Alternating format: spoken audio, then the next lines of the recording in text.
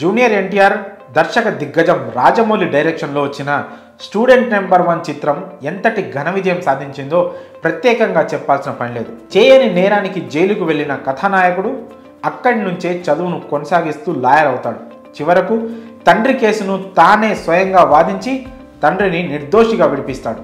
జైలుకు వెళ్ళినా సరే చదువు మీద తన ఆసక్తిని వదులుకోలేక ప్రత్యేక అనుమతితో కష్టపడి చదివి తాను అనుకున్న గమ్యాన్ని చేరుకుంటాడు. ఇక ఈ మధ్యకాలంలో ఇలాంటి సంఘటనలు నిజంగానే జరుగుతున్నాయి. జైలు పాలై అక్కడి నుంచే తమ చదువును కొనసాగించి లక్ష్యాన్ని చేరుకుంటున్న వారి గురించి ఈ మధ్య తరచుగా వార్తలు చదువుతున్నాం.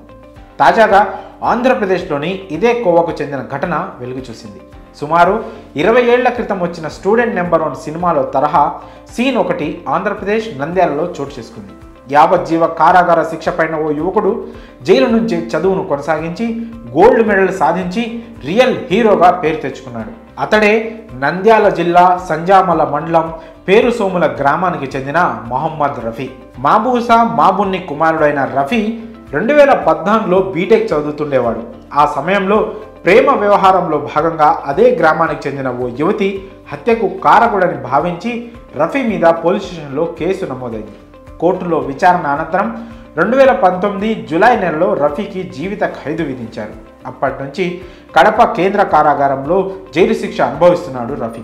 ఖైదీలను సైతం అక్షరాస్యులుగా తీర్చిదిద్దాలని సంకల్పించిన కడప జైలు అధికారులు అక్కడ చదువుపై ఆసక్తి ఉన్నవారిని గుర్తించారు. 10వ తరగతి పూర్తి చేసిన వారిని గుర్తించి వారిలో ఆసక్తి ఉన్నవారిని దూర విద్య కోర్సుల ద్వారా పై చదువులకు ప్రోత్సహించారు జైలు అధికారులు. ఇక జైలు శిక్ష పడే నాటికే డిగ్రీ పూర్తి చేసిన మొహమ్మద్ రఫీకి చదువుపై ఉన్న మక్కువను గుర్తించిన అప్పటి జైలు సూపరింటెండెంట్ ప్రకాష్ ఇతర జైలు అధికారులు పై చదువులు చదవడానికి అతనికి ప్రోత్సాహం అందించారు.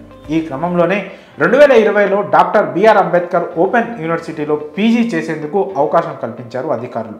బిఆర్ అంబేద్కర్ ఓపెన్ యూనివర్సిటీలో ఎంఏ సోషియాలజీలో అడ్మిషన్ పొందాడు మొహమ్మద్ రఫీ. అతడి కోర్సుకు అవసరమైన వివిధ రకాల పుస్తకాలు, స్టడీ మెటీరియల్ను సమకూర్చుకొని జైలులోనే 4 గోడల మధ్య కష్టపడి చదువుతున్నాడు. కోర్టు ఆదేశాల మేరకు జైలు అధికారులు 2022లో రఫీ పరీక్షలు రాయడానికి అనుమతి ఇచ్చింది. అన్ని అవకాశాలను సద్వినియోగం చేసుకొని యూనివర్సిటీ పరిధిలోని ఆంధ్రప్రదేశ్, తెలంగాణ రాష్ట్రాలకు సంబంధించి ఎంఏ సోషియాలజీలో మొదటి ర్యాంకుతో గోల్డ్ మెడల్ సాధించాడు రఫీ. జైలులో ఉంటున్న రఫీకి పీజీ పట్టా, గోల్డ్ మెడల్ ప్రదానం చేయాలని భావించిన యూనివర్సిటీ అధికారులు దీని గురించి జైలు అధికారులకు సమాచారం అందించారు.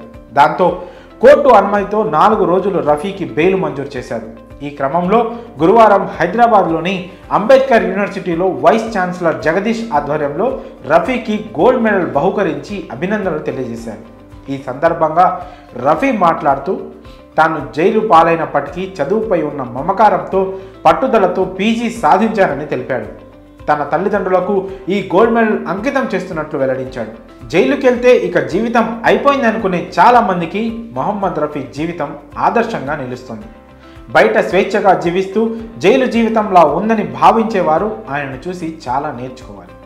జైలులో ఉంటేనే ఆయన ఇంత సాధిస్తే బయట స్వేచ్ఛగా ఉన్నవారు ఇంకెంత సాధించగలరో